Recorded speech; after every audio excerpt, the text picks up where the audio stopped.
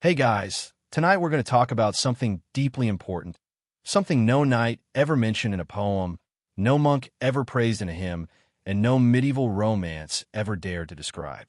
We're going to talk about what people wiped with before toilet paper existed. You know, the real history. Not kings and castles, not knights and dragons, but the moment after dinner when nature called. Because everyone knows what medieval people ate, but few dare to ask, what happened? After all that bread, ale, and boiled cabbage finished its journey. And trust me, you may think you're prepared. You may believe you've heard it all. But tonight's journey will test your imagination and possibly your gratitude for modern plumbing. Before we get too cozy with details, I want to know, where are you watching from and what time is it in your part of the world? Drop in the comments if you'd like. It's always fun seeing who else is wide awake and listening to medieval bathroom lore at 2 a.m. So, before you get comfortable, take a moment to like the video and subscribe, but only if you genuinely enjoy what I do here. No pressure. I won't know if you did or not, but medieval peasants will. Now, dim the lights, maybe turn on a fan for that soft background hum, and let's ease into tonight's journey together. Imagine this. You're lying in your straw mattress, the kind where you don't dare move too much, or you'll get poked by something that feels suspiciously like a twig. The fire is low. The night air creeps in through the cracks of your wooden shutters. Somewhere outside, a cow is snoring, and suddenly, your stomach gurgles. A reminder that earlier, perhaps unwisely, you accepted a second bowl of onion stew, followed by half a wheel of questionable cheese. You know what must be done. There's no indoor plumbing, no cozy hallway bathroom with scented candles. Your options are two: the chamber pot beneath the bed, if you're lucky. The outdoors if you're not. Let's assume tonight, fortune smiles upon you. You reach slowly beneath the bed and pull out your trusty chamber pot, a dented metal bowl that has seen too much. You do your duty. There is quiet reflection, maybe mild regret. But then comes the moment no medieval diary bothered to record. The moment poets refused to put into rhyme. The moment where legend meets reality. What exactly do you wipe with? Not leaves. You'll soon learn why. Not paper. That wouldn't exist for centuries. Not soft cotton or comforting tissues. In fact, the more you look around your dim medieval bedroom, the more concerning the options become. A bit of straw, a leftover cloth from yesterday's chores, perhaps a smooth river stone. If you prepared ahead of time, if you lived in a castle, you might reach for leftover wool scraps, the kind noble tailors trimmed off gowns and tossed aside. If you live by the coast, well, let's just say shells were an option. But we'll get to that. For now, sit back, because tonight, you're about to tour the entire medieval wiping catalog. From moss to feathers, from snowballs to corn cobs, from sponges on sticks shared by entire public latrines, yes, really, to the disturbing fact that some people didn't wipe at all. Historians still argue over which method was best. You will likely decide none of them were. But you, lucky listener, you get to remain warm, clean, and comfortable while observing from the safety of the future. So take a deep breath, let the past unfold, and remember, no matter how rough your day was, it was not as rough as medieval toilet paper. Let's settle something right away. You have probably heard people joke that medieval folks wiped with leaves, as if every villager simply turned around after doing their business, plucked a dainty green fern from the nearest shrub, and walked away satisfied like some woodland royalty. But no, absolutely not. Leaves were technically available. Yes, nature provides. But they were not the standard solution, and anyone who tried relying on them quickly learned why. Let's start with the most obvious issue. Seasons. Imagine it's January in England, or February in the Germanic forests, or a howling, frost-bitten night in the Scandinavian highlands. The trees are bare, shivering like skeletal fingers in the wind. The ground is a crust of frozen mud. The only thing remotely leaf-shaped is a crumpled, half-rotten brown sliver glued to the ground like historical confetti. You could pry it free, but it would shatter like glass the moment you touched it. No absorbency, no softness, no hope.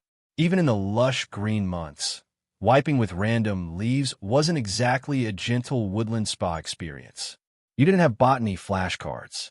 You You couldn't Google, "Is this poisonous?" while squatting in a bush.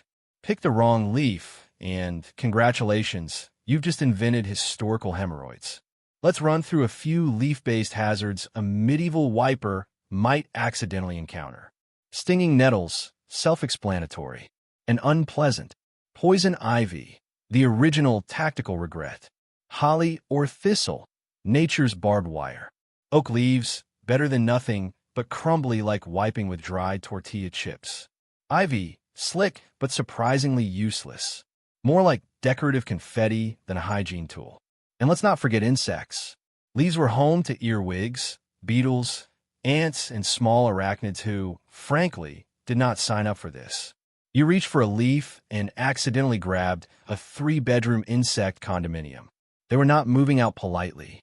So no, medieval people, for the most part, were not leaf wipers. At least, not intentionally. Leaves were backup plans, used only when better options were out of reach. They were the emergency napkin of the forest, available but deeply regrettable. Let's be honest. Even today, if you were hiking and nature suddenly called, and all you had was a handful of leaves, you wouldn't trust them. You would analyze them like a medieval botanist, try to remember which plants your grandmother warned you about. You would second-guess every wrinkle in vain. You would swipe hesitantly, like defusing a bomb. Medieval people had the same caution, if not greater. They weren't ignorant. They were practical survivors. And practical survivors choose predictable materials, not leafy gambles. Which brings us to what they really used. Before we explore the gritty details, let's imagine you, right now, as a medieval villager trudging out behind your cottage in the cold dawn, heading toward the designated spot, a humble little hole dug beside the barn, used by family, neighbors, goats, and occasionally confused chickens. You finish your business. You look around. To your left, a patch of suspicious vegetation. To your right, a bale of dry hay, slightly damp from morning mist. Which one do you trust more? Exactly. You reach for the straw. Scratchy? Yes. Effective? Also yes. Comfort was secondary to availability. Because medieval wiping wasn't about luxury. It wasn't even about feeling clean. It was about reducing disaster, limiting irritation, and getting back to work without bleeding or itching all day. And let's be clear, hay was only one of many choices far more viable than leaves. In fact, leaves rarely make it into medieval records at all. But straw, moss, cloth scraps, river stones, snow shells, and even corn cobs? Those show up everywhere in archaeological and written accounts. That alone tells us something crucial. Leaves were the joke. Everything else was the reality. There is one fascinating exception, though. Some medieval manuscripts, particularly from monastic sources, mention soft green padding gathered from woods. Historians still debate what that meant. Was it moss? Was it lamb's ear plant, which is famously soft? Or was it just poetic wording for, we don't want to write what it really was? The records are unclear. Scholars argue passionately about it, citing texture, absorbency, and regional flora distribution charts. Yes, there are academic conferences where professors debate the likelihood of monks wiping with lichen. Truly, history is a treasure. And tonight, we're just getting started. Soon, you will learn about stones polished smooth by rivers, ocean shells chosen like artisanal spa tools, snowballs used like icy grenades, royal attendants with tongs, and a shared sponge that haunts every historian. But for now, hold on to one truth. Leaves were the beginner mode. Medieval hygiene was far more inventive. Let's say, for a moment, that fortune has smiled upon you in medieval society. You're not a peasant today. You are moderately important, not royal, no golden crown or falcon on your shoulder, but perhaps a merchant with decent shoes, or a castle servant with access to the nicer rooms, or even a minor noble who owns 3 spoons instead of 1. Congratulations. Your wiping experience is slightly less tragic. Not good, but elevated. Because now, instead of reaching for straw or frozen moss, you might be granted access to the aristocrat's secret weapon. Textile offcuts, scraps of wool, linen, or cotton, the little trimmings left over from tailoring fine gowns and tunics. Too small to make garments. Too rough for polishing valuables. Too random for useful crafts. Perfect, apparently, for wiping. And make no mistake, this was a privilege. Cloth wasn't cheap. Most peasants owned 1 or 2 garments total, often patched until they resembled topographical maps. To use cloth for hygiene meant you were living boldly. Some estates even kept baskets of rag stock near the latrine for this very purpose. Imagine a woven basket filled with colorful little fabric squares, each one with a mysterious past. That scarlet scrap? Once part of Lady Eleanor's winter gown. That faded green triangle? A remnant of Sir Gregory's hunting cloak. That frayed strip of linen? Possibly a failed attempt at a baby's bonnet. History repurposed. But hold your applause, because the experience wasn't entirely luxurious.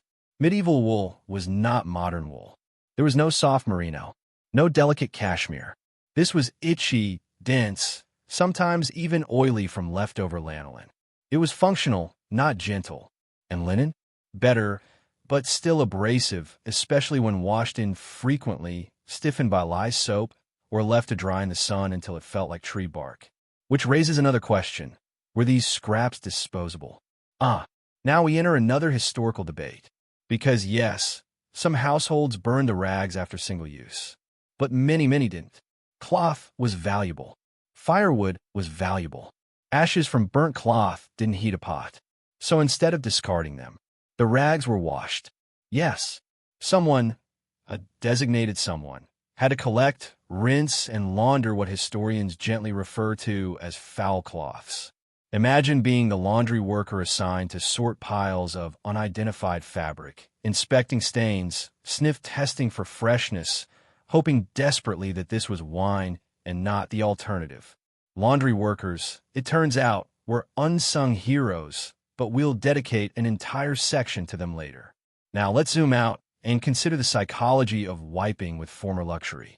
There is poetry, or tragedy, in the idea that a queen's discarded silk hem might wind up in the servant's privy basket, that a nobleman's ruined sleeve found new purpose as sanitation tool.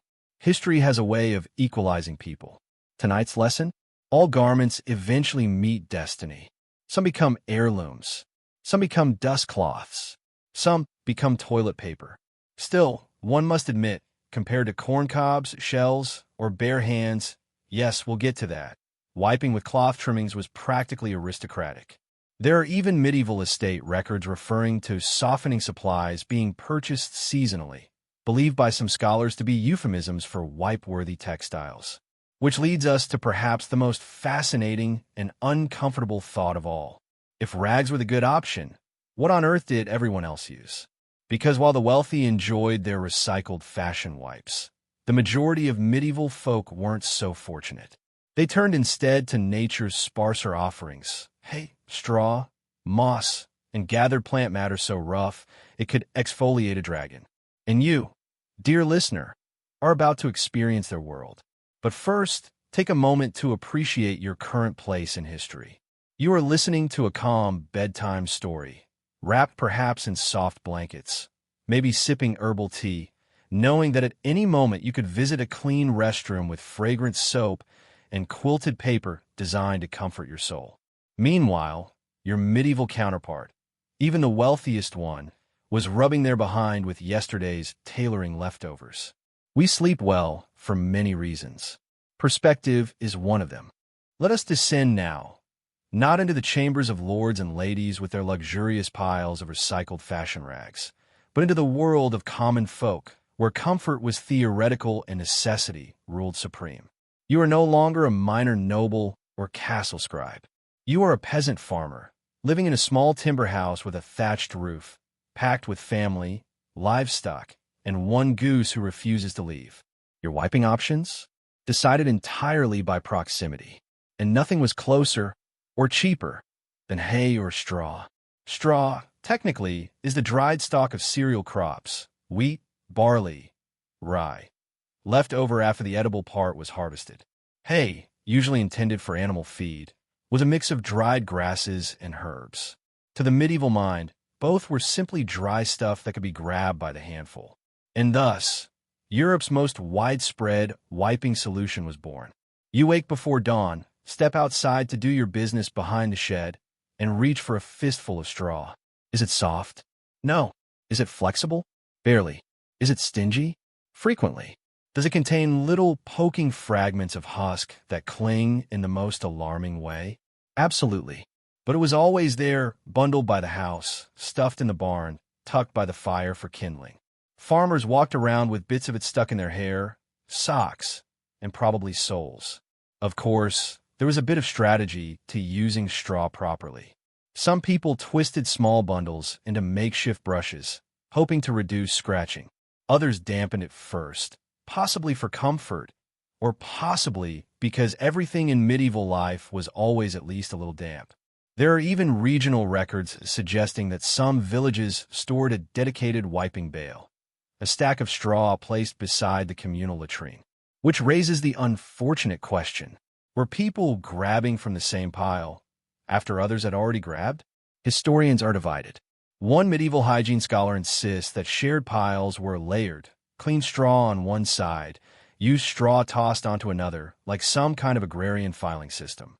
Another suggests, quite grimly, that no one cared because the straw was already filthy with farm life. To quote one 14th century monk, writing bitterly about rural sanitation, "The low-born man is born among manure, lives among manure, and returns to manure. Why should he fear it?" Well, fair point. But straw wasn't just used outside. It also featured in chamber pots, where it acted as a cushioning layer, soaking up both sound and impact. Yes, even then, people wanted some muffling. Afterward, the entire mix, straw and all, was sometimes dumped straight onto fields as fertilizer, thus completing what historians politely call the cycle of nature. You can call it the world's worst compost. Now, as uncomfortable as straw sounds, you may be shocked to learn that some people actually preferred it. Records from certain Germanic regions describe straw bundles as sufficiently effective if handled carefully. The phrase, handled carefully, leaves much to the imagination. Meanwhile, French farmwives reportedly soaked the straw in warm water infused with herbs before using it. A kind of medieval spa treatment, if we're generous. Even Romans, centuries earlier, referred to spongia lignum, wooden sticks wrapped in absorbent materials like cloth or, yes, straw.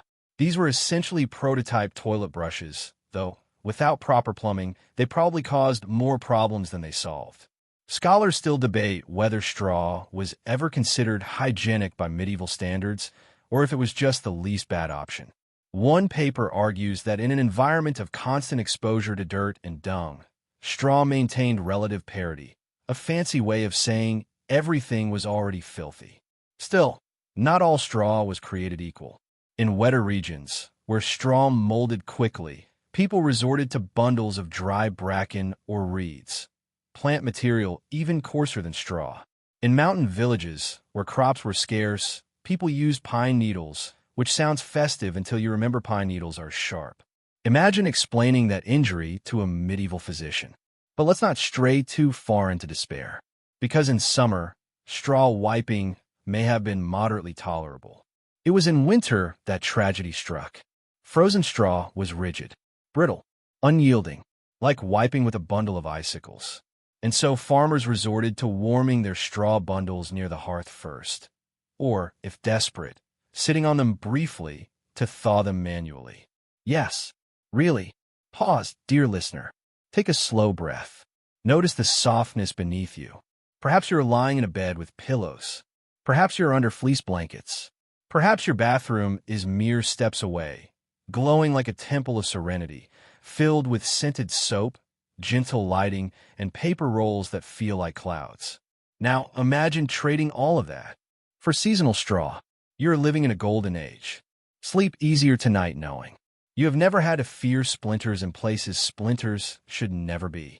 If straw was the kingdom of the peasant farmer, then moss was the luxury of the forest folk. You, dear listener, are now relocating, no longer in the open fields of England or France, but traveling northward. Imagine yourself in Scotland, Ireland, Scandinavia, or the damp woodlands of northern Germany. Here, the world is green and spongy. Rain falls often. The earth is soft beneath your boots. Tree trunks wear thick coats of velvety moss, and fallen stones lie beneath emerald cushions shaped by time. And in these lands, moss was not just seen, it was harvested. Soft, absorbent, naturally antimicrobial, and delightfully pliable. It was nature's original wet wipe. Picture this. You step into the forest at dawn, collecting bundles of bright green sphagnum moss, the kind that squishes gently when pressed. You stuff it into a small cloth pouch tied to your belt, right beside your knife and flint, because in the practical world of the medieval North, fire, blade, and wiping equipment were all equally essential survival tools. Some families even stored moss indoors, hanging it from rafters like herbs, or packing it inside ceramic jars to keep it clean and dry. Moss was used not only for wiping, but also for insulation, wound dressing, even diaper padding. In fact, sphagnum moss was so absorbent and naturally antiseptic that field medics in World War I, yes, centuries later, used it as emergency bandaging material. Imagine that. A material once used by medieval shepherds for post-privy purposes, later endorsed by military doctors. History is full of surprises. But let's not idealize things too quickly. Moss was only heaven most of the year. Then winter arrived. Frozen moss, much like frozen straw, lost its friendship value quickly. It stiffened, hardened, and became less of a cushion and more of a frostbitten brick. Peasants would tuck moss under their clothing or place it near the hearth to thaw before use. One humorous fragment from a 16th century Scandinavian folktale describes a traveler sitting on a pouch of moss while writing to keep it kind and ready. Scholars are still unsure if this line was meant literally or figuratively. Academic debate continues to this day on which type of moss was considered best. One scholar insists sphagnum was the gold standard.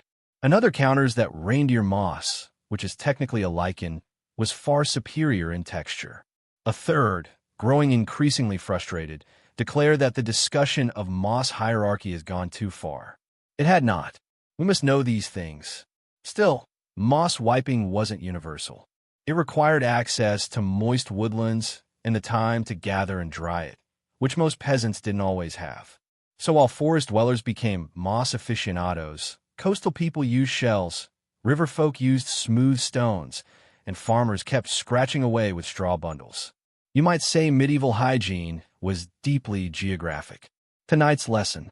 Your rear was determined by your region. But let us imagine you, now, seated peacefully beside a fire after a long day of gathering moss. Your pouch is full. Tomorrow's hygiene is secured. You feel proud, organized, civilized. But your cousin from the lowlands visits, and he watches you prepare your moss pouch with raised eyebrows. Fancy, he mutters. He holds up a smooth river stone instead, rubbing it like a prized possession. And just like that, regional rivalry is born. Before we move to stone country in the next section, let us pause. Close your eyes for just a moment. Picture your own modern bathroom. Picture the softness, the reliability, the temperature-controlled comfort. And then whisper this quiet affirmation. I have never had to thaw moss to stay clean. Let gratitude wrap around you like a blanket. For tonight, history has humbled us again. You have now traveled through itchy straw fields and plush moss forests, and it is time to follow the water.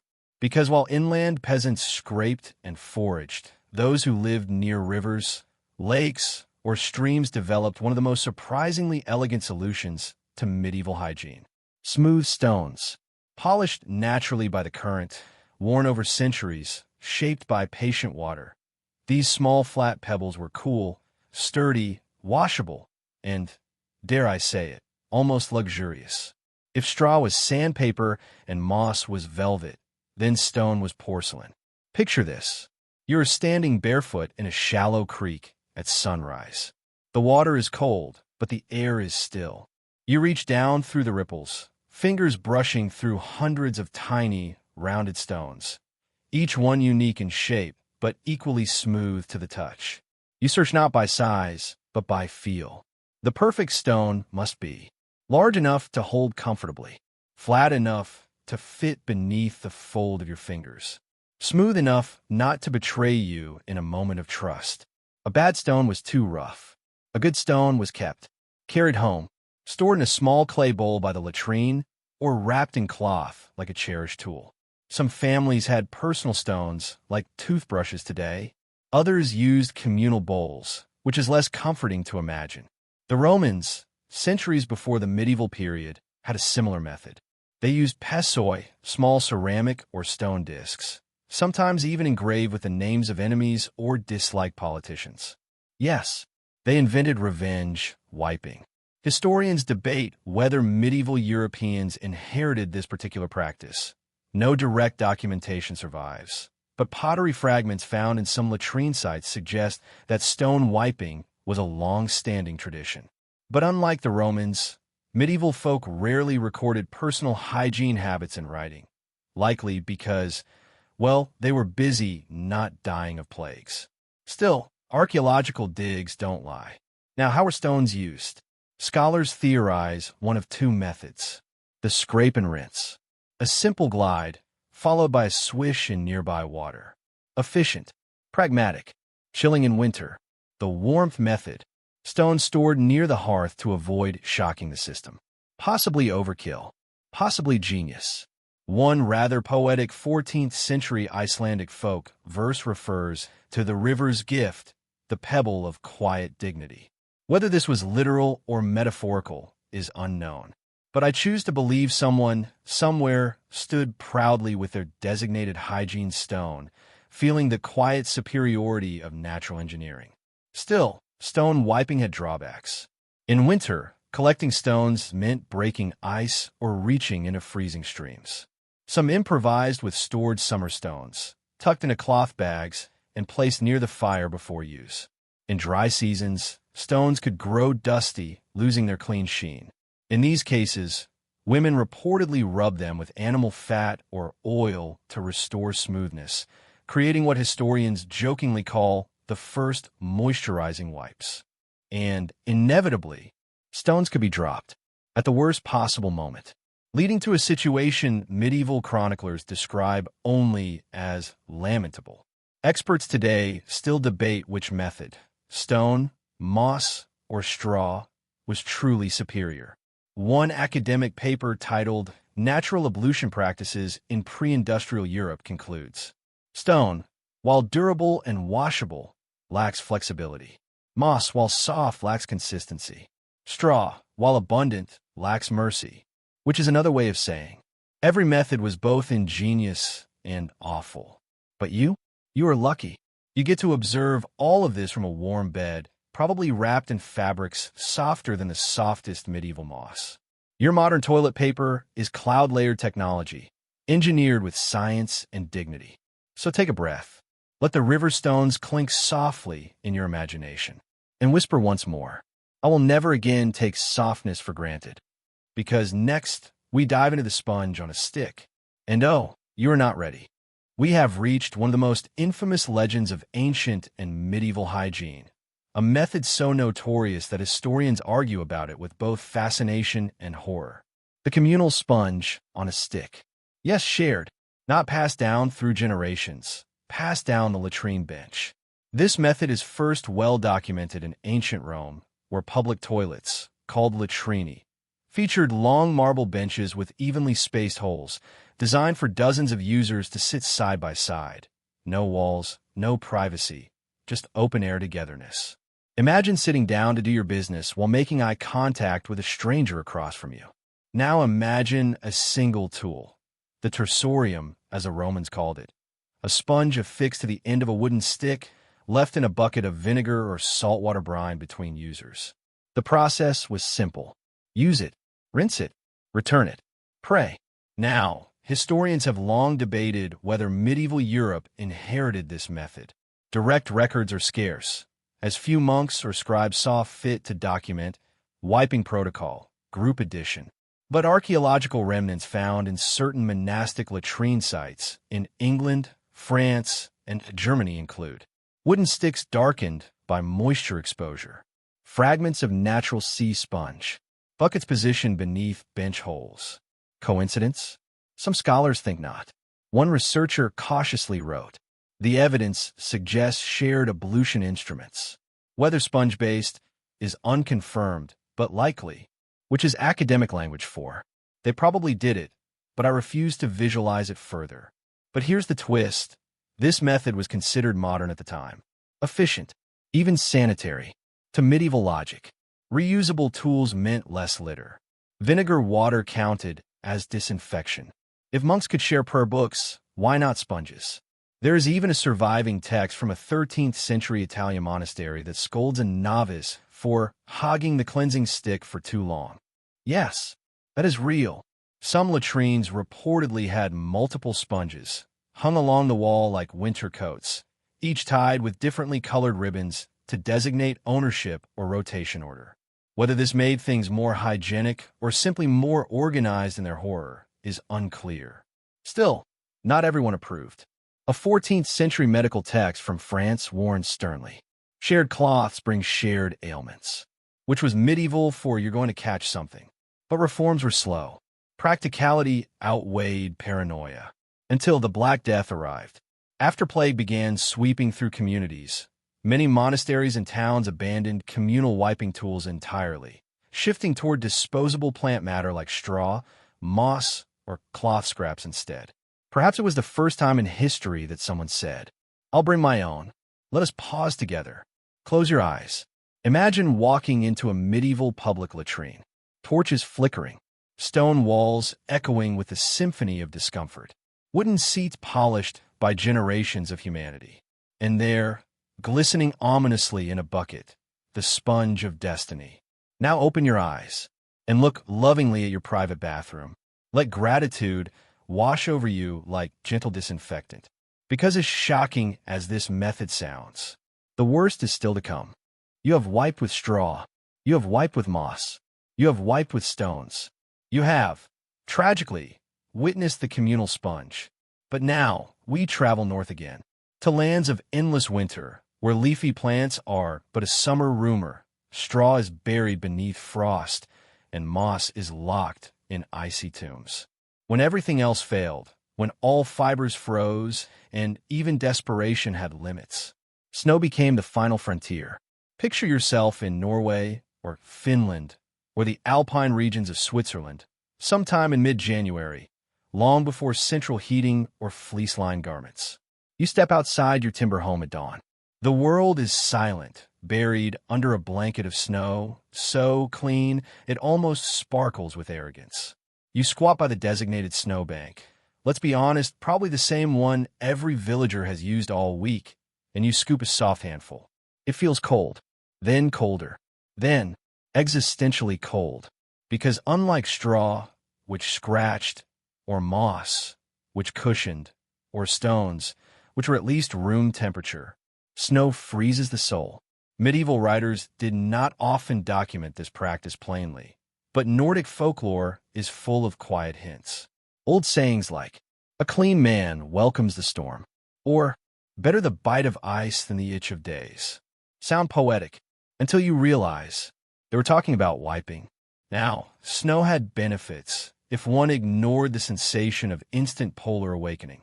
It was absorbent, better than leaves, worse than moss, but acceptable. Self-cleaning. Once used, simply toss and let nature recycle. Abundant. In winter, it never ran out. There were even techniques. Some preferred the simple scoop and swipe, pressing snow into a compact frosty cushion before use. Others crafted snowballs, rolled firmly by hand like winter grenades of hygiene. A few historical jokes even suggest that men competed to see who could craft the neatest snow tool. Scholars believe these were probably exaggerations. Probably, but not all snow was equal. Wet snow was friendly, moldable, compliant. Powder snow was traitorous, disintegrating on contact. Ice-crusted snow was too dangerous to consider. One can imagine the medieval thought process. Do I prefer frostbite or splinters? Civilization is built on such choices. In some remote regions, snow wiping evolved into a two-step ritual. Snow first for cleansing, moss or cloth afterward for drying. Like a primitive two-ply system. Luxury at last, One 15th century Icelandic diary entry reads, "The snow was sharp today. I long for spring when moss returns." Another, far too casual, simply states, "3 balls did the job." Historians have no further context. Today, modern cold plunge enthusiasts pay good money to dunk themselves in ice water for circulation and wellness. Little do they know, their ancestors experienced the true Arctic awakening every morning behind a barn with a handful of frozen hygiene. Pause. Take a slow, deep breath. Feel the warmth of your bed, the softness of your blanket, the temperature of your room. Then whisper to yourself, "I have never had a wipe with snow." Let relief fall over you like a heated blanket fresh from the dryer. But do not celebrate too soon, because next, we visit the coast, where wiping materials were neither soft nor cold. They were hard. They were sharp. They were shells. You've endured straw. You've endured moss. You've endured pebbles, snowballs, and even the haunted legacy of the communal sponge. But now, we reach the coastline, where soft plants were scarce, moss was too salty, and straw didn't grow well in sea winds. So the people of these lands, practical, resilient, and possibly too brave, turned to the very gift the ocean provided in endless supply: shells. Picture this. You're a fisherman in medieval Cornwall, or a sailor living along the Mediterranean coast, or perhaps a family on the rocky Irish shoreline. Your home is made of weathered timber. Your hands smell of salt and brine. You wake early, walk to the shore, and begin your day's collection. But today, you're not gathering oysters or mussel for dinner. You're gathering them for later. Not later as in lunch. Later as in after lunch. Now, not all shells were created equal. The smart wipers knew to select. Scallop shells wide, smooth, slightly curved. Clam shells flat, flexible, gentle. Oyster shells only for the reckless. Those who chose broken shards out of laziness, they paid the price, and historians politely avoid elaborating. There's a phrase found in one 14th century Welsh proverb: "The sea gives generously, but not always kindly," which was likely written by someone who chose the wrong shell. There were techniques, of course. Some used shells like scrapers, dragging gently. Others used water-dipped shells in a motion best described as hopeful scooping. Some lined shells with moss or cloth to create hybrid tools, primitive early biomaterial hygiene devices. Creative? Yes. Comfortable? No. But here is where things get especially fascinating. There's strong archaeological evidence that similar shell-based hygiene was used in ancient China, India, and Greece. In fact, some historians believe the concept may have traveled through trade routes, meaning the art of wiping with shells could be one of humanity's oldest shared experiences. Forget silk, forget spices. Civilization may have spread through scrubbing implements. Scholars continue to debate whether shells were used by choice or necessity. One paper suggests that some people genuinely preferred shells, citing a rather bold line from a 15th century Italian fisherman's log: "A shell cleans better than leaves and offends no tree." Environmental consciousness? Perhaps. Or maybe he simply got tired of splinters. Still, shells pose seasonal hazards. In winter, handling freezing wet shells was not ideal. In summer, shells heated in the sun, becoming dangerously warm. Imagine explaining that injury. "Doctor, it burned, but on the wrong side." Even worse, shells could break mid-use. Let us not dwell further. Close your eyes. Take a gentle breath. Picture the sand beneath your feet, waves rolling softly along the shore. Birds cry overhead. The sea breeze is fresh. Now imagine bending down to collect your daily hygiene supplies from the tittle-line. Feel your soul recoil. Then whisper softly, "I will never again complain about my brand of toilet paper." Because as sharp as life sometimes feels, you, at least, have never faced the oyster of destiny. If shells were the choice of the coast, then corncobs belong to the countryside. And while modern jokes about hillbillies wiping with cobs get tossed around as parody, let me tell you something quietly before history hears us. They weren't joking. Corncobs were absolutely used as toilet paper. And not just in 19th century America, where the folklore is strongest. Evidence suggests that medieval Europeans growing ancestral grain varieties, like early maize and millet, also repurposed dried cobs as hygiene tools. Imagine yourself now as a medieval farmer somewhere in Eastern Europe or later-era rural France. It is harvest season, and golden cobs of grain are hanging from rafters, drying in bundles. Chickens roam beneath them. Your hands are blistered. Your shirt smells faintly of smoke and sweat. As you work, you reach into your apron or belt pouch, and, without ceremony, you pull out a polished corn cob, a personal hygiene instrument, smoothed over time, worn down by many uses like a river stone, but more textured. To the unprepared modern mind, this may sound harsh, but to the medieval perspective, the cob was brilliant. It was firm, yet slightly flexible, naturally grooved, providing thorough removal. As one 18th century farmer later wrote, reusable, simply rinse in a nearby stream or bucket. Free, arriving fresh with every harvest. Some families even kept a basket of cobs beside the privy, reserved for wiping purposes only, and not to be confused with cooking cobs. One hopes. There are folklore records from rural France and Hungary describing cob knives, tools used to slice cobs in half, making flatter hygienic paddles.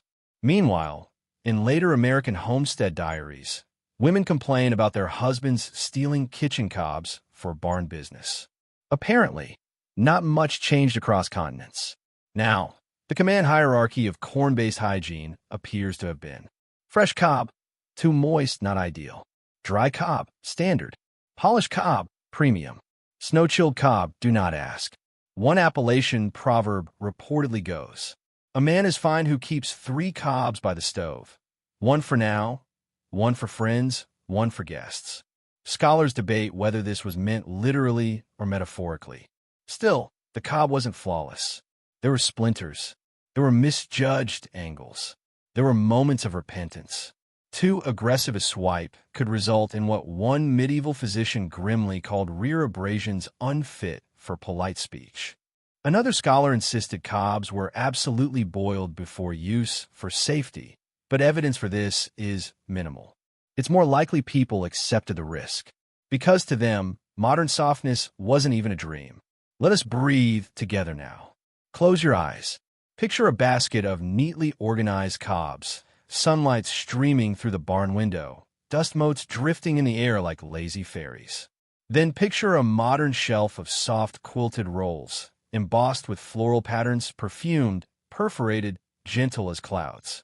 Now whisper, I was born in merciful times. But do not rest yet. For as practical as corn may have been, some people believed feathers were superior. And yes, we're going there next. You've scraped with straw. You've cushioned with moss. You've braved rivers, snowdrifts, and coastal hazards. But now, let us rise above the mud and frost for a moment, into the realm of hygienic elegance. Because while most peasants reached for whatever nature threw at them, some individuals, typically those with a bit more wealth or vanity, sought something softer. And so, dear listener, we arrive at the feather. Picture yourself as a minor noble, or perhaps an overly confident merchant, or even a monastery scribe with access to occasional luxuries.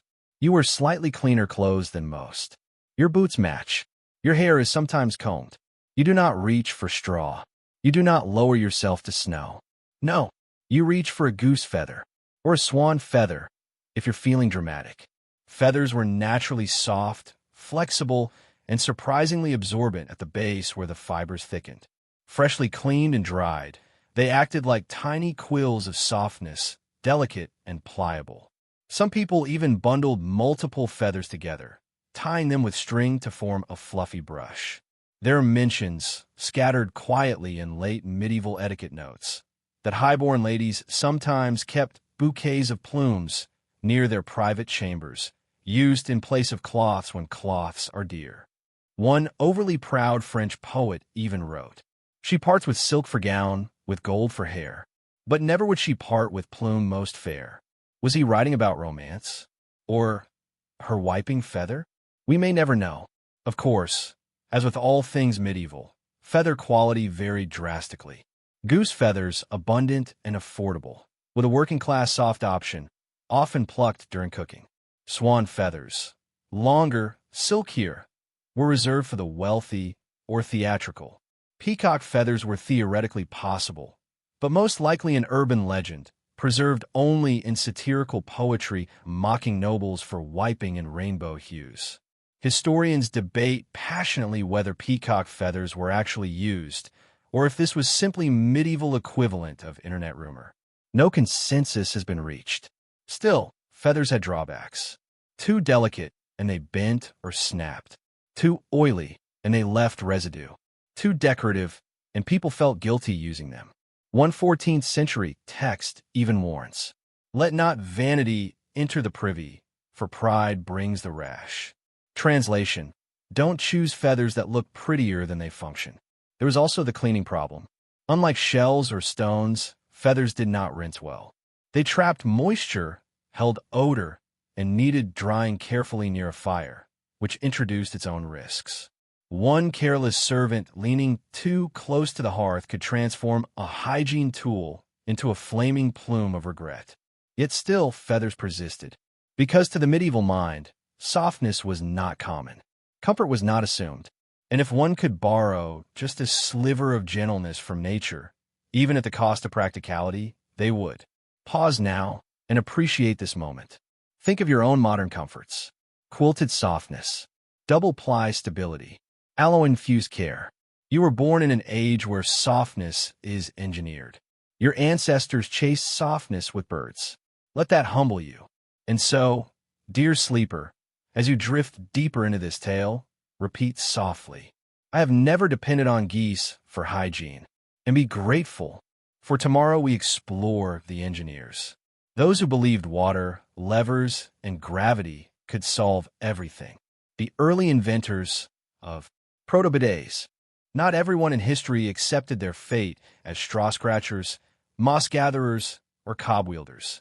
Some people, brave, visionary, and slightly obsessed with cleanliness, refused to wipe dry. They wanted water, the universal cleanser. And so, long before porcelain bidets whispered into modern bathrooms, medieval engineers improvised. Picture yourself now as a wealthy merchant, or perhaps a pragmatic nun, or even a lord who once visited the East and came back forever changed. You've seen how bathing customs in Islamic regions involved running water, clean flowing fountains, and stone channels designed to carry waste away gently. You return to your damp stone castle in France or England. Look at your bucket of straw and think, "No, I deserve better than friction." And thus begins the rise of water-assisted wiping. Not quite plumbing, not yet luxury, but inventive. There were several methods recorded in estate accounts and architectural remains. 1. The tilted bench and pouring assistant. A wooden seat with a sloped opening, positioned over a drainage trench. The user would sit, and a servant, or unlucky younger sibling, would pour warm water from a jug below. Elegant? No. Effective? Yes. One 15th century description calls it the rinse of dignity. Scholars are unsure if that phrase was sincere or sarcastic. 2. The water basin splash. Some households kept small ceramic bowls filled with clean water or lightly scented herbal infusion beside the privy. The method? Dip, fling, repeat. Controlled chaos. One Italian merchant's diary states smugly, "Water leaves no doubt." Likely written after witnessing someone rely on straw. 3. The bucket rope system. A more advanced design found in castle ruins. A pulley-operated bucket suspended above the seat. The user would pull a rope, releasing a controlled splash of water from above. Primitive. Ingenious. Slightly thrilling. Archaeologists debate whether this mechanism was for wiping, cooling, or spiritual awakening. All are plausible. 4. The flow-through seat. Monasteries were particularly innovative. Some abbeys built latrine channels fed by nearby streams, allowing monks to sit directly above running water, letting nature do the cleansing. There is debate over whether they splashed manually or simply trusted the current. One monk's marginal note, scribbled angrily in a manuscript, reads, "Brother Anselm sits too long." Interpret that as you will. But make no mistake, these were the early architects of bidets. Before porcelain, before hoses, before jets capable of knocking a grown man off balance. There were buckets, bowls, streams, and gravity, and the will to rinse rather than scrape. Let's pause. Feel the comfort of your era. You, dear listener, have temperature control. You may adjust the pressure, choose your angle, activate oscillation, even play music. Your ancestors had Brother Anselm hogging the water channel. Humbled yet? Whisper softly, "I was born in the age of plumbing." Let that gratitude flow smoother than a monastic aqueduct. Because next, we leave plumbing behind and plunge into religion's officially documented thoughts on wiping. We have explored the tools of sanitation. Now we must explore the theology of sanitation. Because in the medieval world, everything, even wiping, had moral implications. Imagine living not only with itchy straw or frozen moss, but also with the fear that God, angels, and possibly several saints were silently observing your technique. Whether you were a Christian peasant in France, a Muslim scholar in Al-Andalus, a monk in Germany, or a rabbi in Prague, your cleaning habits were not just hygiene. They were spiritual discipline. Christianity, cleanliness or vanity. Medieval Christian texts were not shy about discussing cleanliness, but opinions varied. Some clerics declared hygiene a virtue, for the body is a temple, and filth is its defilement. Others warned against excessive cleansing as vanity. One monk wrote angrily, "He who wipes too carefully worships the flesh and not the Lord." Historians still argue whether this was a moral warning or simply envy. Monasteries had strict wiping rules. In one Benedictine code, monks were told not to speak in the latrine, not to look at each other, and not to spend longer than necessary, lest they fall into bodily indulgence. Imagine being scolded for lingering.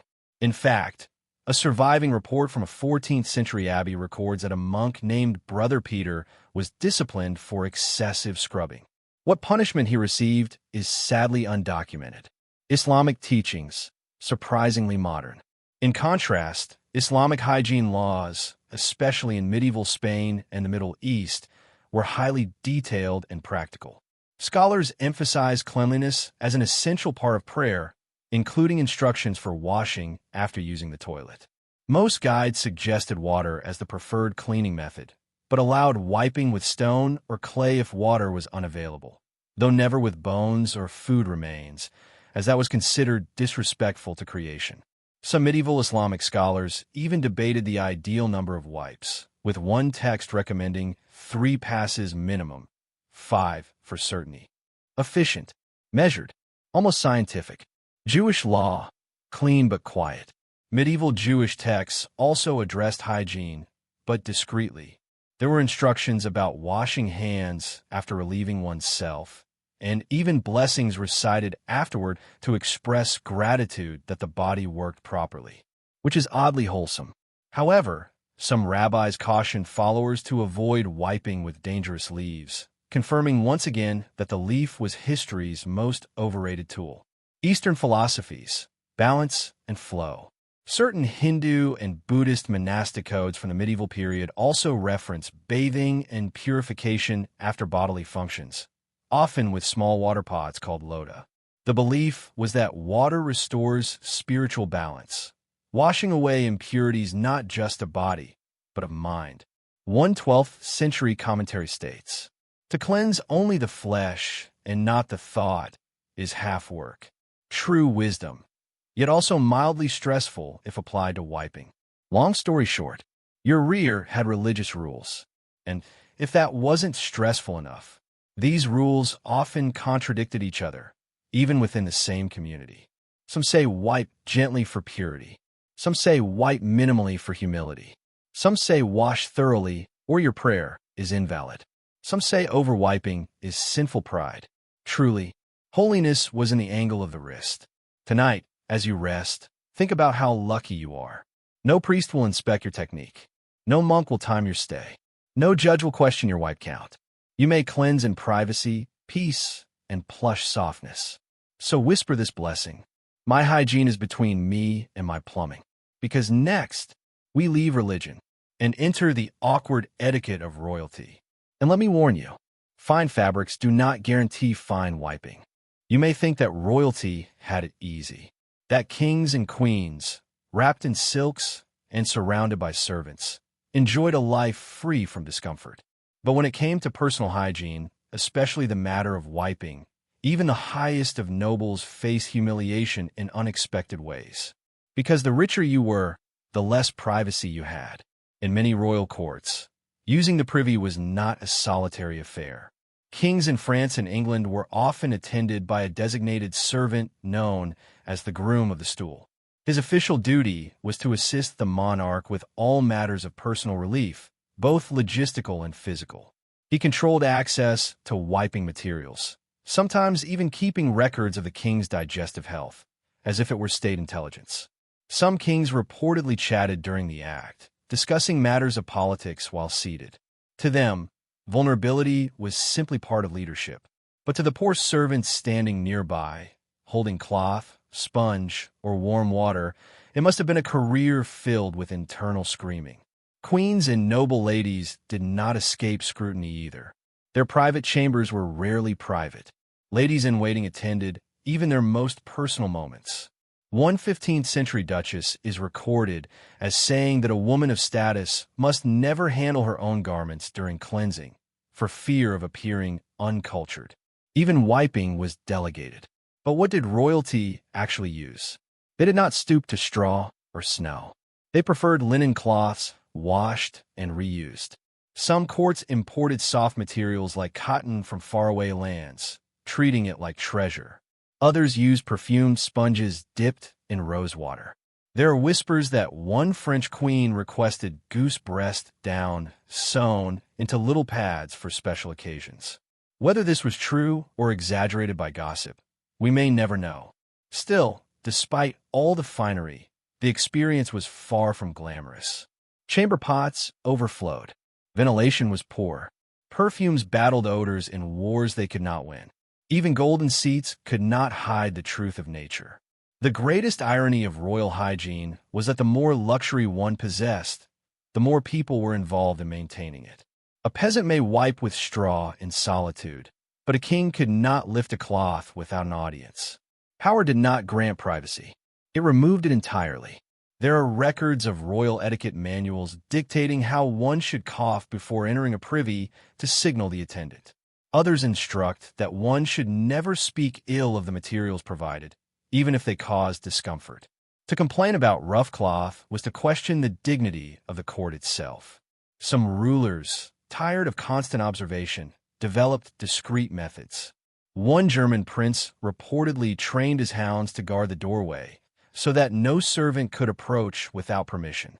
Another noblewoman claimed sudden piety whenever she wished to be alone, insisting that her cleansing rituals were sacred moments not to be witnessed. But most had no such freedom.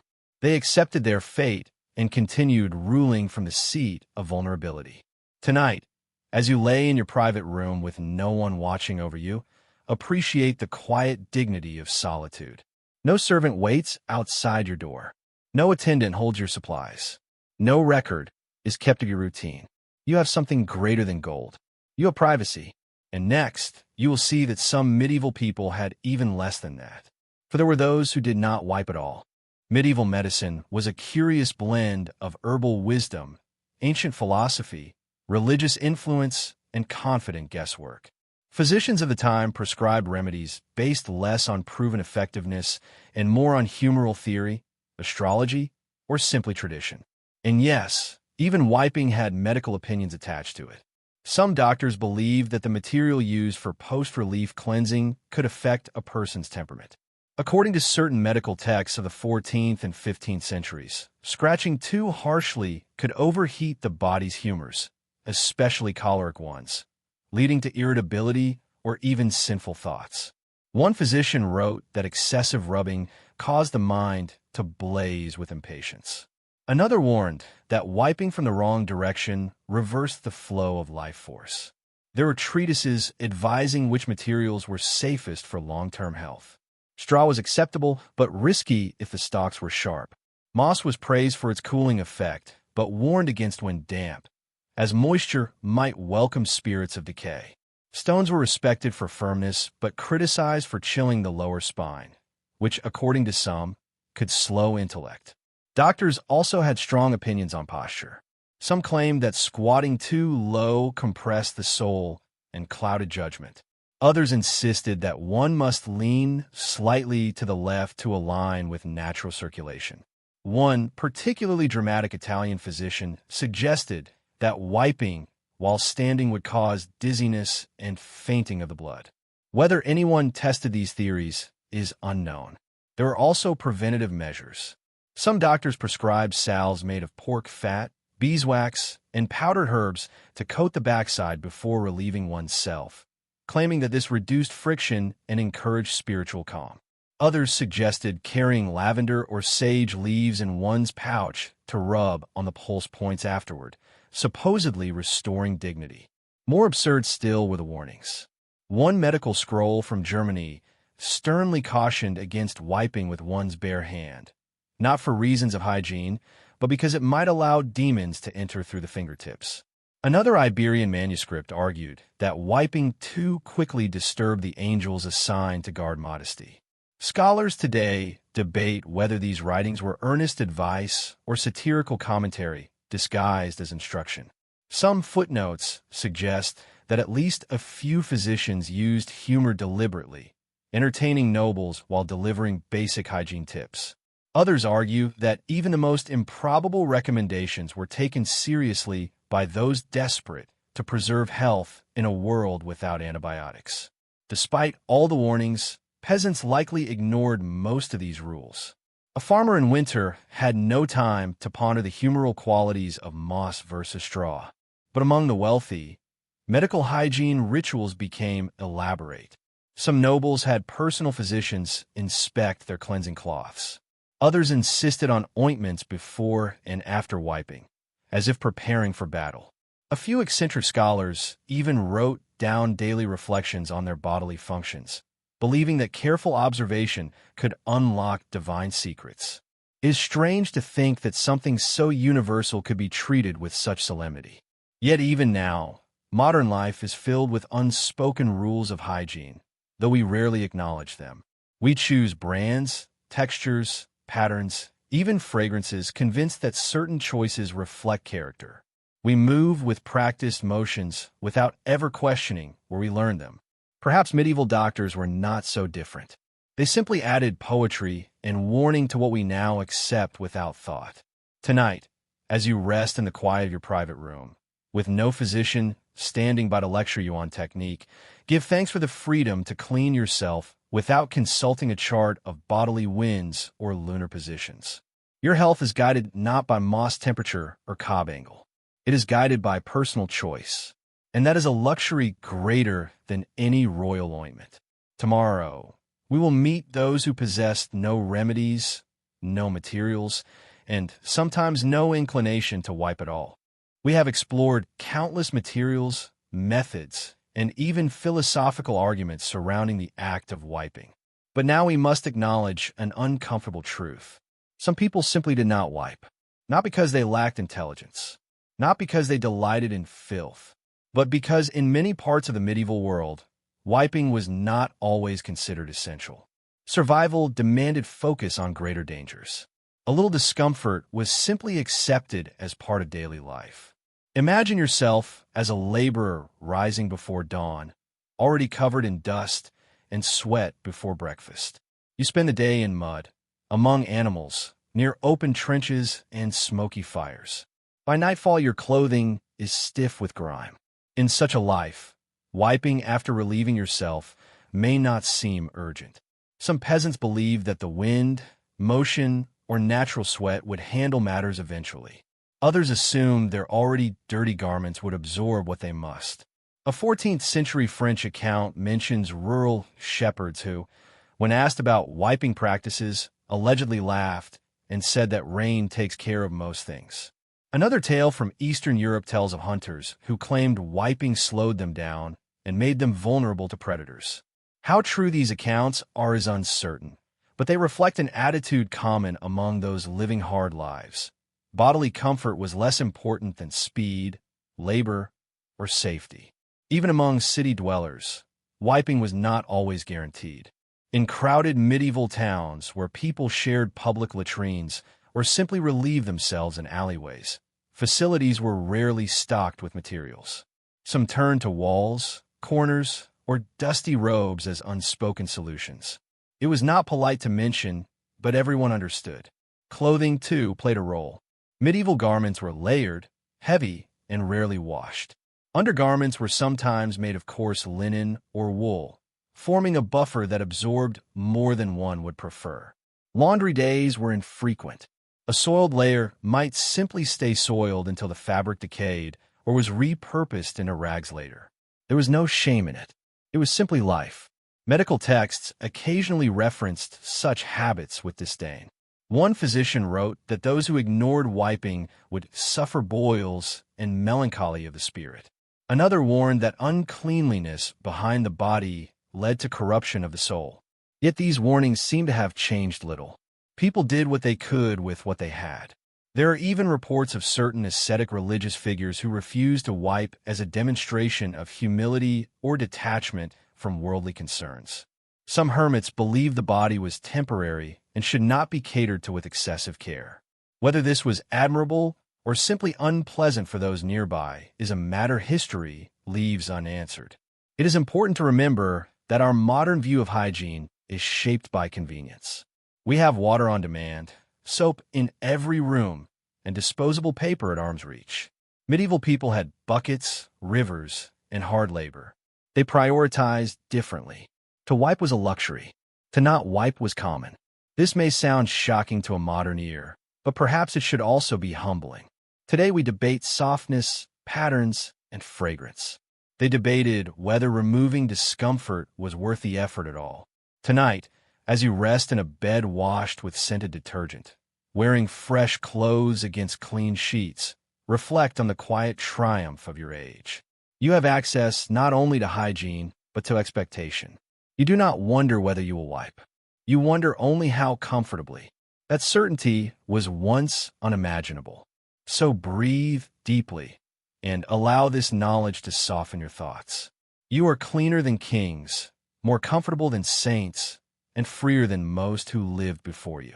In the next section, we shall turn our attention to those who were burdened most by the wiping habits of others.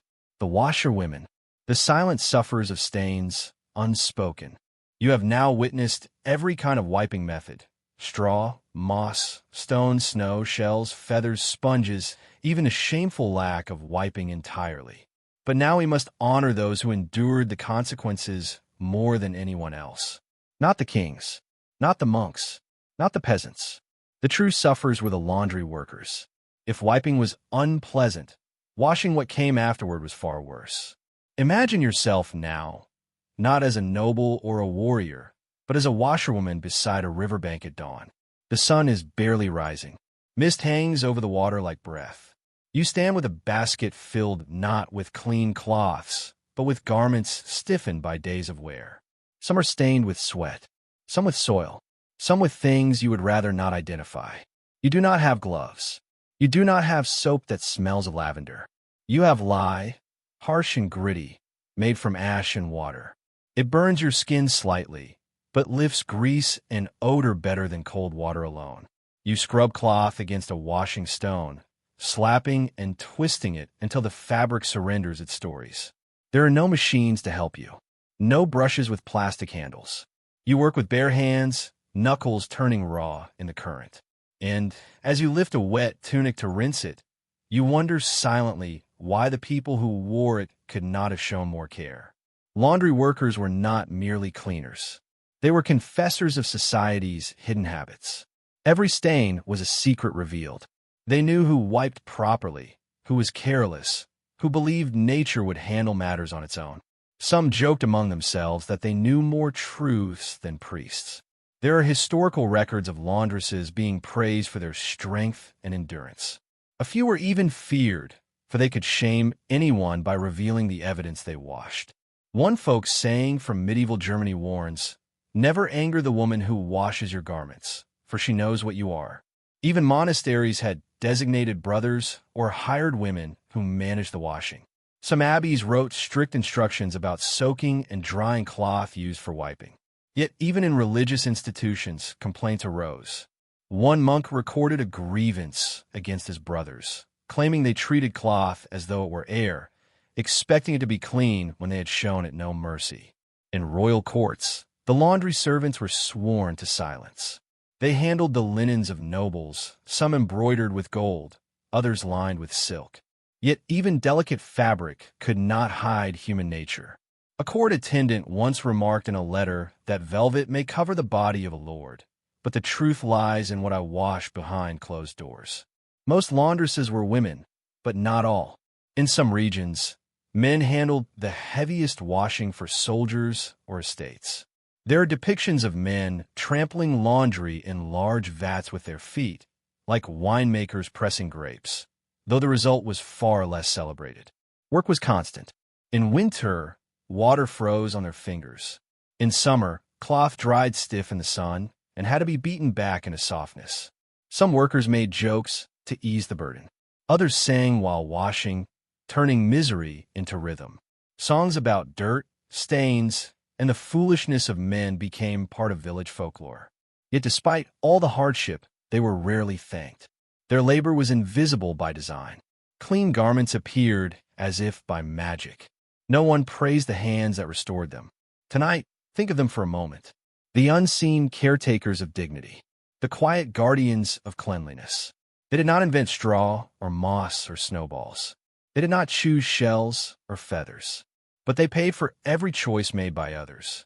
As you rest in fresh sheets, washed by machines you never see, whisper your gratitude for every anonymous washer of the past. They bore what others would not. In the next section, we will journey into the crowded streets of medieval cities, where even wiping could not defeat the enemy that overwhelmed every alley and every summer. The smell. Up until now, we have followed the quiet routines of rural folk, hunters, monks, nobles, and washerwomen. But now, let us walk into the place where wiping, washing, and wishing could do little against the true tyrant of medieval life. The smell. Because if you lived in a medieval city during the heat of summer, no amount of wiping could save you. Imagine narrow streets, paved not with stone, but with centuries of wear. The walls of houses leaning inward, upper floors nearly touching. Above, wooden shutters creak in the wind. Below, the ground is thick with dirt, straw, and whatever yesterday left behind. Waste management was simple. You used your chamber pot. You opened your window. You shouted a warning, or sometimes you did not. Then you tipped it. Everything landed in the street. Rain turned it to soup. Sun turned it to glue. Flies turned it into a nation. In Paris, London, Florence, Prague, Cologne, everywhere, city folk walked carefully, lifting their robes and trousers to avoid the worst puddles. Children grew up learning to skip between piles of refuse like dancers. Dogs rolled in places they should not. Pigs roamed freely, valued not only for meat, but for their willingness to eat what no one else would. Even noble streets were not immune. A wealthy merchant might hang flowers and herbs in his doorway to disguise the scent, but the wind was democratic. It carried everything without judgment. Public latrines existed in some places, stone seats above flowing channels built over rivers, but they were few. Most people went where they could. Behind barrels, in alley corners, against walls. Nightmen were hired in some cities to collect waste from deeper pits, but many simply tossed the buckets elsewhere when no one was watching. Wiping was a privilege. Cleanliness was temporary. The city reclaimed all effort. There are records of visitors from rural areas fainting upon entering crowded towns in July. One monk wrote that the air in London smelled of 1,000 kitchens and 1,000 stomachs. Another traveler in Florence said the wind itself had weight. To combat this, people burned incense in doorways. They filled pockets with mint or rosemary. They chewed cloves to mask the taste of the air. Physicians recommended holding oranges near the nose, or in dire cases, a sponge dipped in vinegar. Officials tried to enforce cleanliness laws. They ordered citizens not to dump waste after sunrise. They banned slaughtering animals in the street. They assigned fines to those who dirted the well. But rules were difficult to enforce in places where everyone was struggling to live. Some cities installed long trenches filled with water to carry waste away, but in dry seasons the water slowed and the stench thickened. Others appointed street sweepers, who swept only what could be moved with long rakes while holding cloth over their mouths. Yet even among this chaos, life continued. Markets opened each morning. Bakers lit their ovens. Mothers washed their children's faces. Couples walked arm in arm. Humanity persisted among the odor, not because they enjoyed it, but because they knew no other world. Tonight, you rest in a room with filtered air or an open window that carries clean wind. You do not step over waste piles on your way to work. You do not hold your breath when the sun is high. You do not throw your hygiene out the window and hope it lands away from your neighbor. You live in a world where scent is optional, not inevitable. Let that soothe you more than any fragrance. In the next section, we will see how even the invention of paper did not immediately solve these troubles. Because when paper finally arrived, it was far too precious for wiping. After centuries of wiping with whatever nature or livestock provided, one might assume that the arrival of paper would have changed everything. It did not. In fact, when paper finally appeared in medieval Europe, people were amazed by its texture, its versatility, its promise, and they used it for everything except hygiene. Paper was knowledge. Paper was commerce. Paper was prayer. Paper was certainly not for wiping. The earliest paper reached Europe from the Islamic world, which had adopted paper-making from China centuries earlier. By the 12th century, workshops in Spain and Italy were producing rough sheets from linen rags pulped in water. Soon, scribes and merchants began using it for letters, ledgers, and religious texts. It was cheaper than parchment, lighter than wood tablets, and faster to produce than vellum. But even the cheapest sheets were far too valuable to throw away on something so fleeting as cleanliness. A single page might carry scripture, legal contracts, poetry, or love letters. To soil it deliberately would have been seen as an insult to literacy itself. There are no records of medieval laws forbidding paper wiping. They did not need to be. People simply understood. You did not do it. Even those who could barely read treated paper with reverence. It was a portal to power. It held stories of saints and the accounts of lords. It was knowledge made tangible. Occasionally, in humor or insult, rough pamphlets or unwanted letters might be used spitefully. A rumor from Florence tells of a merchant who wiped with a debt notice before presenting it back to the creditor. Whether true or not, the tale survives for its shock value. A few scholars have speculated that the invention of paper may have indirectly increased the burden on cloth and straw supplies, as wiping remained reliant on older materials. Paper replaced parchment in scriptoria, but did nothing to lighten the privy basket. In China, however, things were different. As early as the 6th century, some documents mention paper for cleansing, distinct from writing paper. By the 14th century, the imperial court reportedly ordered special soft paper for the royal household. But that innovation traveled slowly. Europe did not follow. When cheap paper finally became more available in the late medieval and early Renaissance periods, it began to show up in unexpected places. Not yet for wiping, but sometimes for wrapping food, lining drawers, or padding shoes. It descended gradually from sacred to practical. But resistance remained. A 15th-century English satirist mocked those who wasted paper on trivial uses, calling them scribblers who should rather wipe their mouths with ink than their rears with wisdom. The sentiment was clear. Knowledge was too precious for the privy. It would be centuries before paper was humble enough to serve in the smallest room of the house. Before softness was engineered, before perforation was imagined, before rolls were wound and hung upon hooks. Tonight, think about the paper within reach of your bed. Perhaps a book rests on your nightstand. Perhaps notes lie beside you, or a letter, or a printed label on a nearby box. You would not dream of misusing it. Somewhere deep in your cultural memory, the medieval respect for paper remains. Tomorrow, when you reach for your modern convenience, remember that history once guarded such materials fiercely. Knowledge was sacred, cleanliness was separate, and soon, we will witness how those two worlds finally collided. But first, let us look to the place where paper was not only accepted, but celebrated as cleansing long before the West caught up. By now, it may seem that the world spent centuries stumbling through discomfort without ever dreaming of true softness. Yet while Europe remained loyal to straw, moss, stone, and stubbornness, another part of the world quietly invented something revolutionary. Toilet paper. Not as a rumor, not as a legend, as a real documented product. It happened in China centuries before Europe even considered such an idea. As early as the 6th century, scholars recorded the use of paper not for writing, but for cleansing. One official wrote that he would never use pages containing sacred texts for personal matters, implying that lesser quality paper was fair game. By the 14th century, historical record from a Ming dynasty state that the imperial household used tens of thousands of sheets of soft paper each year, specifically for personal use. One document even specifies that 36 by 24 centimeter sheets were made for the emperor's bathroom.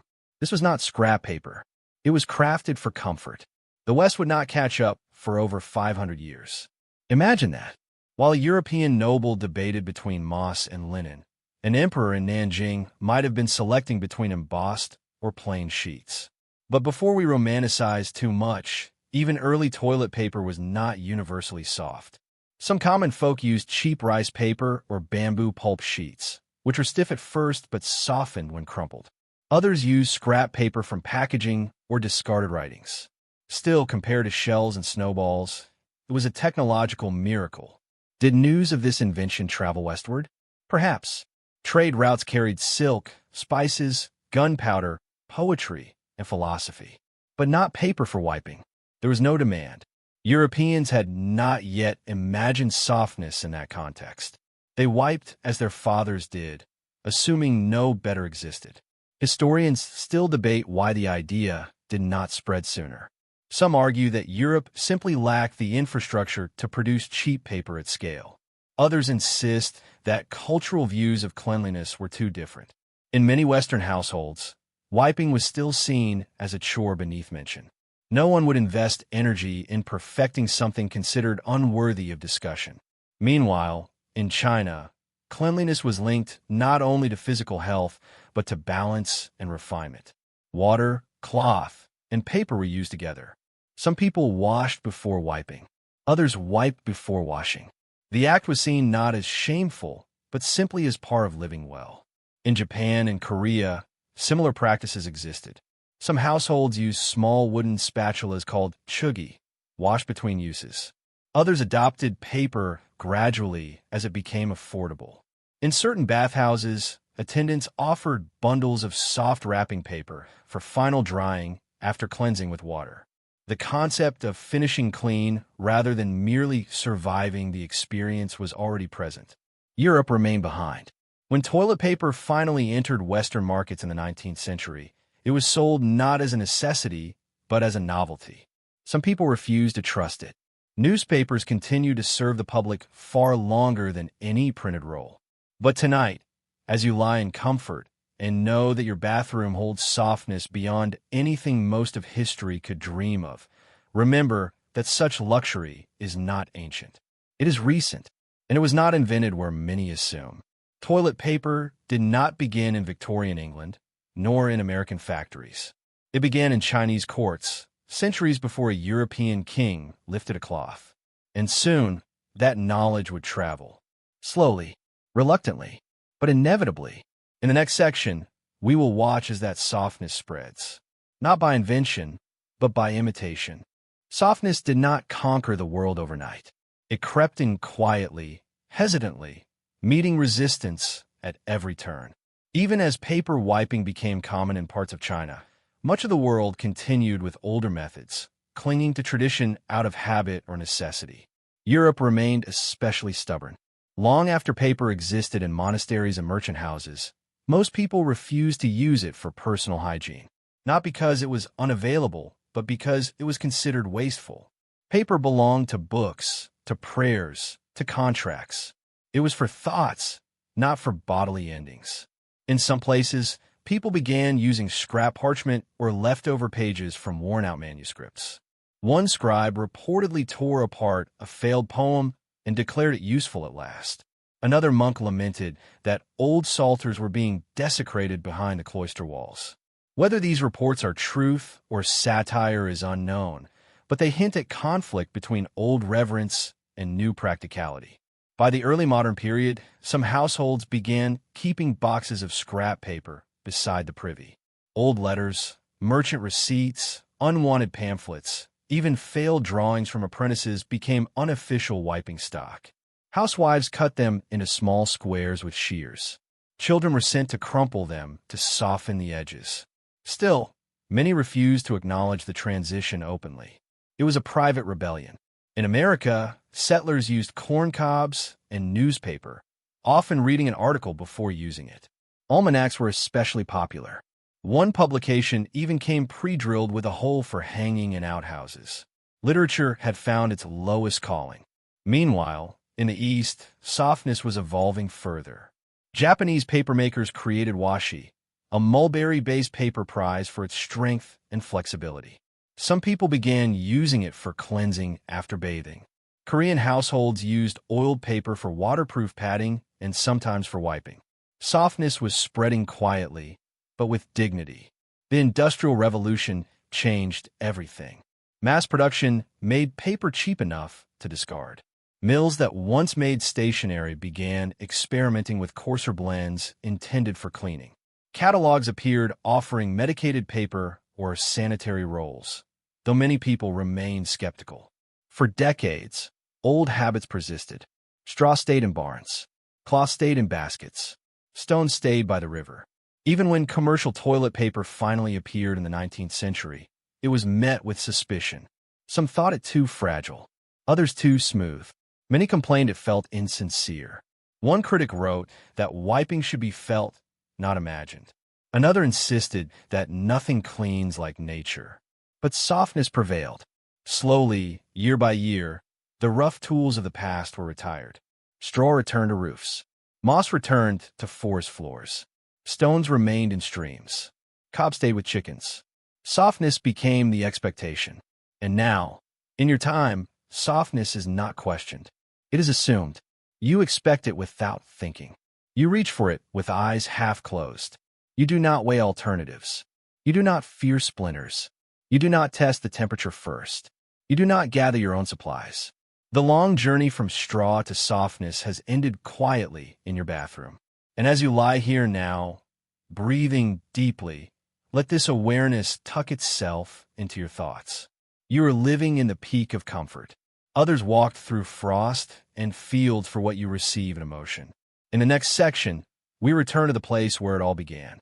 To the mind of the weary medieval sleeper, grateful not for softness, but simply for rest. You have spent this journey examining the many ways people wiped, washed, or simply endured. Now, let us step away from methods and materials. Let us return to where this story is meant to be heard. The quiet of night. Close your eyes and imagine yourself not in your own bed, but in a small timber house somewhere in the 13th century. There is no glass in the windows, only wooden shutters, cracked slightly to lend the night air. There is no mattress, only straw, stuffed into a rough linen sack. You share the bed not only with another person, but perhaps with two or three. A child, a spouse, a cousin, even a farm animal in colder months. The hearth has gone dim. Only embers remain. Smoke lingers low against the ceiling. The faint smell of ash mixes with wool and sweat. Outside, the wind moves across the thatched roof like a wandering hand. Somewhere in the darkness, an owl calls. You shift on the straw. It rustles beneath you. You feel one stalk pressing beneath your shoulder, another beneath your knee. You move again. The stalks follow. Comfort is not found in stillness, but in exhaustion. You have worked since dawn. Your hands ache. Your feet throb. You do not have the strength to reflect on your cleanliness. You simply accept it. You wipe with what you had. Or perhaps you did not. Either way, you will sleep. The chamber pot sits in the corner. A rude metal bowl. It is nearly full. Someone will empty it in the morning. Or perhaps it will be forgotten until it demands attention. You pray no one stumbles toward it in the dark. Across the room, a dog turns in circles before settling on a cloth pile. A baby stirs. A rooster, unaware of time, lets out a confused crow. You mutter, half amused, half annoyed. The rooster does not care. The rooster never does. You wonder briefly if tomorrow will be warm enough to bathe. Not a full wash. There is no basin large enough. But perhaps a quick rinse at the trough. Or a cloth wiped behind the ears. Enough to feel renewed. Enough to begin again. You pull the thin blanket up to your chin. The air is cold, but beneath it your body finds its own heat. Your breath slows. Your muscles soften. Thought fades. There is no scented candle. No fan humming softly. No music to lull you. Only the sounds of a life lived close to the earth. Crickets. Creaking beams. The rhythm of breathing around you. Still you sleep. For all the discomfort, for all the lack of softness, sleep comes as easily to you as it does to a king. Fatigue is the great equalizer. Even a body that has been scratched by straw or chilled by snow will eventually surrender to rest. In your modern room, you may think you require perfect silence, perfect temperature, perfect sheets to drift off. But the truth is, sleep is older than comfort. It belongs to those who accept it. Tonight, as you listen to this tale, let that knowledge soften you. Let your breath fall into the ancient rhythm of countless sleepers before you. They rested without pillows, without spring mattresses, without lavender sprays or cooling gel layers. You have more than they did. You have peace. You have privacy.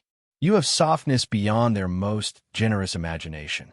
In the next section, we will look briefly at how the arrival of modern plumbing finally ended the age of improvisation.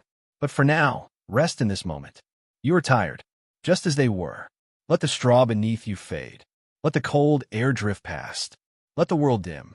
Sleep is older than straw, older than stone, older than snow and moss and feathers. Sleep belongs to you. For thousands of years, wiping was a matter of improvisation. Whatever could be gathered, whatever could be tolerated, whatever the environment allowed. That was the answer. Cleanliness was not a guarantee. It was an effort, sometimes an afterthought, rarely a comfort. But then came an invention that slowly changed everything. Not paper, not cloth, not moss or snow or shell or sponge. Water. Controlled. Directed. Delivered. Plumbing. It did not arrive suddenly. It crept into the world piece by piece, first as luxury, then as convenience, then as necessity. But when it finally took hold, it ended an era of scraping and dabbing forever. Imagine the first person in a small village who saw water flowing through a pipe indoors. Not fetched, not carried, not gathered in buckets from frozen well, but moving on its own like a creature tamed. Imagine the awe, the disbelief, the envy. In the late medieval and early Renaissance periods, some castles and monasteries built crude water channels to bring river flow beneath privy seats. Waste was carried away rather than collected. It was not yet plumbing as we know it, but it was enough to inspire dreams. Later, cities began installing underground drains. Some were mere ditches covered with planks. Others were stone tunnels deep beneath the streets. But still, the idea grew. Waste did not need to stay. It could be sent away. Then came the tank. A container of water held above a seat, connected by pipe. A lever. A rush. A sound like thunder. The flush. Kings had it first. Then lords. Then wealthy merchants. Then urban families. Rural homes lagged behind, as they always did, but even they followed eventually. And with plumbing came something greater than convenience. Privacy. For the first time, a person could relieve themselves without fear of being seen, heard, or judged. No more chamber pots in shared rooms. No more trenches beside barns. No more public latrines lined with strangers. A door could close. A lock could turn. Silence could exist. For the first time, wiping belonged to the individual, not the group. No more sponges passed along a bench. No more servants holding cloths behind screens. No more neighbors watching from field. What once required negotiation became a solitary ritual. Tonight, as you think of this, appreciate not just the water that comes at your command, but the privacy that flows with it. You're not watched. You're not rushed. You are not mocked by weather or dependent on moss or straw. You enter a room alone. You clean yourself with softness. You leave untouched by shame. It is easy to take such peace for granted, but you're living in the first true age of quiet cleanliness. In the next section, we will look briefly at how the last traces of old methods clung to life even as plumbing rose. Because traditions do not die quickly. Even when softness is offered, some cling to stone. Even after the arrival of plumbing and paper, the world did not abandon its old habits overnight. Comfort spreads slowly. Familiarity lingers stubbornly. And in many places, wiping traditions persisted long after softer options were available. Some farmers continued to use corn cobs into the 20th century, not because they lacked alternatives, but because they trusted what they knew. They claimed paper was too flimsy, too fancy, too distant from the earth. A cob, they said, reminded a man of what he had grown. It was honest. In the Scottish Highlands, moss remained a favorite among shepherds who spent long days in the hills. They carried it in small pouches, replacing it with fresh growth whenever they passed through damp glens. Even with paper in their homes, many preferred moss in the wild. In colder Nordic regions, snow wiping never fully vanished. Hunters and travelers still relied on it in deep winter. They spoke of it not as burden, but as refreshment. Some even swore it woke the mind better than coffee. Perhaps they were right. In Japan, wooden spatulas called chugi remained in use in bathhouses well into modern times.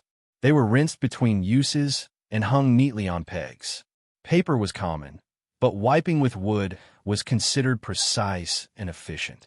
Cleanliness was not judged by softness alone. In parts of rural India, water remained the only acceptable method. Even when paper became known, many refused it. Why scrape, they asked, when you can cleanse? For them, dryness was not purity. Water was. In American logging camps, burlap and rags remained popular among men who laughed at paper advertisements. They called toilet roll city cloth and claimed it dissolved too quickly. They preferred something that fought back. Even today, echoes of these choices remain. Some people still insist on washing rather than wiping. Some sprinkle water on paper to soften it. Others fold with care, creating shapes known only to them. Some crumple without thought. Some linger. Some hurry. Habits passed down unconsciously from ancestors long gone. There are homes where newspapers still hang by strings in backyard outhouses. There are cabins in woods stocked with old cloths cut from worn shirts. There are travelers who pocket tissues but reach for leaves when surrounded by trees. Cleanliness has always been personal. It is shaped by climate, by culture, by pride. A soft roll in one hand can seem luxurious. In another, unnecessary. Tonight, consider your own habits. You likely perform them without thought. Fold or crumple. Wet or dry. Front or back. You do not question, but someone taught you. A parent. A sibling. A place. A culture. You did not invent it. You inherited it. And so did they. The people of straw and moss and stone were not primitive. They were simply practical. They did what they could with what they had where they stood. Softness came later. In the next section, we will gather everything we have learned. Not to laugh at the past, not to marvel at our present, but to see how history, at its core, is not about greatness or kings. It is about small rituals carried quietly through time. Even this one. We have wandered through the past together. We have walked beside peasants carrying straw and moss. We have stood with monks waiting for their turn at the sponge. We have shivered with hunters pressing snow into their palms. We have laughed softly at nobles requesting goose feathers. We have marveled at emperors with paper centuries ahead of their time. And we have finally returned to our own age, where softness is certain and privacy is yours. All through history, people made do with what they had. They scraped, they rinsed, they endured. They found solutions that were rough, clumsy, awkward, sometimes painful. And yet, life carried on. Families grew. Fields were sown. Cities rose. Humanity survived every indignity with humor and resilience. Now, you live in a world where comfort is close at hand. Water flows when you ask. Softness waits without question. Privacy is guaranteed by a door you can close. You have more than kings once dreamed, more than monks once prayed for, more than peasants could imagine. Let that truth bring you peace. Because if people could rest in straw beds, beneath leaky roofs, after days of toil and wiping with snow or cob, then surely you can rest now, in your clean sheets, in your safe room, with quiet all around you. The story slows now. The air grows heavier. The sounds grow softer. Your body loosens into the mattress beneath you. Your hands rest without effort. Your breathing deepens into the rhythm of sleep. Outside, the night watches gently. Inside, the world is still. You are safe. You are comfortable. You are cared for. Let your thoughts drift like ash rising from a cooling hearth. Let them scatter and fade into the darkness. There is nothing more to hold tonight. Nothing more to do. Only the gift of rest. And when sleep comes, it will carry you the way water carried stones, the way moss cushioned skin, the way snow cooled weary hunters, the way paper once astonished kings. It will hold you quietly, without judgment, without need. This journey is finished. The past has spoken. Your body has heard enough. Now it is time for silence. Now it is time for sleep. Sweet dreams.